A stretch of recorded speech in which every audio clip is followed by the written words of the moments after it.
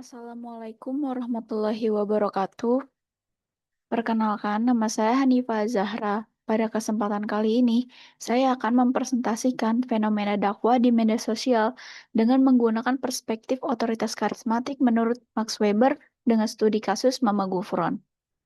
Alasan saya mengambil kasus ini adalah karena Mama Gufron sempat menjadi perbincangan luas di media sosial akibat berbagai pernyataannya yang dianggap kontroversial.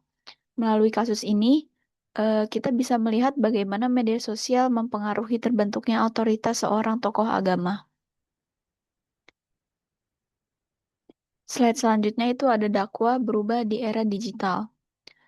Kalau dulu dakwah itu umumnya dilakukan secara langsung, seperti di masjid, majelis taklim, ataupun acara keagamaan lainnya. Sekarang kondisinya sudah berubah. Berkat perkembangan teknologi, dakwah bisa diakses kapan saja melalui TikTok, Instagram, YouTube, maupun platform media sosial lainnya. Perubahan ini membuat siapapun memiliki kesempatan untuk dikenal lebih luas dan memperoleh banyak pengikut. Selain itu, gaya dakwah juga memiliki semakin beragam. Ada yang formal, santai, eh, untuk ada yang formal, santai, humoris, bahkan ada yang viral karena dianggap kontroversial. Dari sudut pandang sosiologi, media sosial bukan hanya menjadi sarana komunikasi, tetapi juga menjadi ruang yang membentuk tokoh agama baru, sekaligus mempengaruhi cara masyarakat memberikan kepercayaan kepada mereka. Next, selanjutnya, siapa itu Mama Gufron? Mama Gufron atau dengan nama asli Muhammad Abdul Gufron Al-Batani atau yang sering lebih dikenal itu sebagai Mama Gufron. Beliau merupakan pendiri sekaligus pengasuh pondok pesantren Unik Nusantara di Kabupaten Malang, Jawa Timur. Namanya mulai dikenal secara nasional setelah potongan-potongan video ceramah ceramahnya viral di media sosial. Gaya penyampaiannya unik, membuat banyak orang memperhatikan beliau. Walaupun banyak kontroversi, beliau tetap memiliki pengikut yang setia khususnya di lingkungan pesantrennya. Selain slide selanjutnya itu ada klaim kontroversial yang viral. Ada beberapa pernyataan Mama Gufron yang menjadi viral. Yang pertama itu beliau mengaku dapat berbicara dengan semut, jin, dan malaikat. Yang kedua, beliau mengklaim bahwa mampu menghentikan hujan dan mengubah air biasa menjadi air zam-zam. Yang ketiga, beliau mengatakan telah menulis sekitar 500 kitab dalam berbagai bahasa, termasuk bahasa Suryani dan bahasa malaikat. Terakhir, beliau sering menggunakan istilah-istilah yang tidak umum dalam kajian Islam sehingga memunculkan berbagai pertanyaan dari masyarakat. Klaim-klaim inilah yang kemudian membuat ceramahnya banyak dibahas dan menyebar luas di media sosial.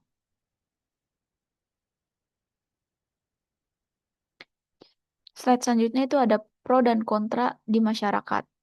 Fenomena ini kemudian memunculkan dua respon yang berbeda di masyarakat.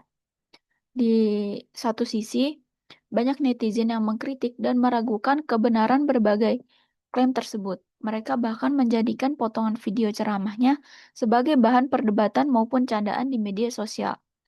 Namun di sisi lain, sebagai pengikutnya tetap percaya dan menghormati sebagai seorang tokoh agama yang memiliki kemampuan spiritual tertentu. Perbedaan respon ini menunjukkan bahwa dalam masyarakat tidak semua orang memberikan legitimasi terhadap seorang tokoh dengan alasan yang sama. Ada yang percaya karena karismanya, sementara ada juga yang lebih menilai berdasarkan rasionalitas dan bukti. Slide selanjutnya itu ada eh, kasus Mama Gufron ini jika dilihat melalui perspektif Max Weber. Untuk memahami fenomena ini, saya menggunakan otoritas eh, milik Max Weber yang dimana bahwa tipe otoritas itu ada tiga. Yang pertama itu ada tradisional, karismatik, dan juga legal rasional. Otoritas tradisional muncul karena beliau memiliki posisi sebagai pengasuh pesantren eh, yang kedudukannya tersebut membuat beliau dihormati dan eh, dipandang oleh masyarakat di lingkungan pesantren. Sementara itu, otoritas karismatik muncul karena banyak orang yang tertarik pada gaya dakwah, kepribadian, dan klaim-klaim yang dianggap luar biasa. Media sosial kemudian memperkuat karisma tersebut karena ceramahnya dapat menjangkau audiens yang jauh lebih luas. Jadi media sosial ini berperan dalam memperbesar pengaruh karismatik seorang tokoh agama. Nah, di slide selanjutnya itu ada agama, media, dan kekuasaan di era digital. Kasus ini menunjukkan bahwa media sosial telah mengubah cara masyarakat memperoleh pengetahuan agama. Pertama, akses terhadap dakwah menjauh lebih mudah karena siapapun dapat menonton ceramah melalui internet. Kedua, tokoh agama saat ini juga dinilai dari kemampuan mereka membangun citra, berkomunikasi, dan menarik perhatian audiens, bahkan hanya dari latar belakang keilmuannya. Yang ketiga, dari perspektif sosiologi, agama tidak hanya dipahami sebagai persoalan keyakinan, tetapi juga berkaitan dengan proses sosial, media, serta hubungan kekuasaan. Artinya, media sosial tidak dapat menjadi ruang yang membentuk sekaligus memperkuat otoritas keagamaan. Di slide terakhir ini ada kesimpulan berdasarkan teori Max Weber, fenomena Mama Gufron menunjukkan bahwa media sosial mampu membentuk otoritas keagamaan yang baru.